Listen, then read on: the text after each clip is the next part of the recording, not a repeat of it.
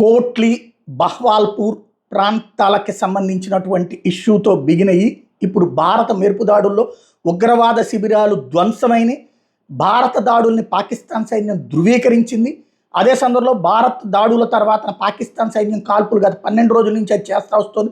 మన రిటాలియేషన్ ఇస్తున్నాయి. వాళ్ళ పూంచ్ రాజౌరి ప్రాంతంలో వాస్తవంగా రోజు తెల్లారుజాము 4 నుంచి బిగిన్ చేస్తున్నారు, వాళ్ళు రాత్రి నుంచి చేస్తున్నారు. దానికి సైన్యం మన సైన్యం కాల్పులను తిప్పికొడుతోంది, భారీ ఎత్తున నడుస్తోంది.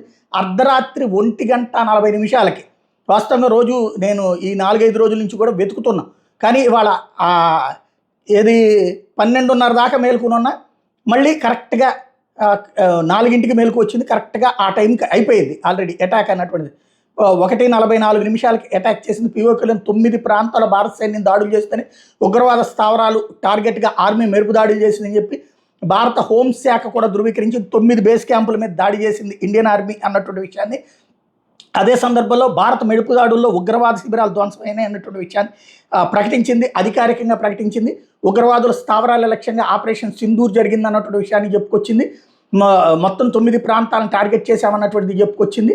టోటల్గా వరుసబెట్టి జరిగినటువంటి ఈ అటాక్స్తో బెత్తరపోవడం అన్నటువంటి పాకిస్తాన్ లోపల ఉన్నటువంటి 4 ప్రాంతాలను కూడా ధ్వంసం చేసింది. పాక్ ఆక్రమిత కాశ్మీర్లో 5 లక్ష్యాలను ధ్వంసం చేసింది.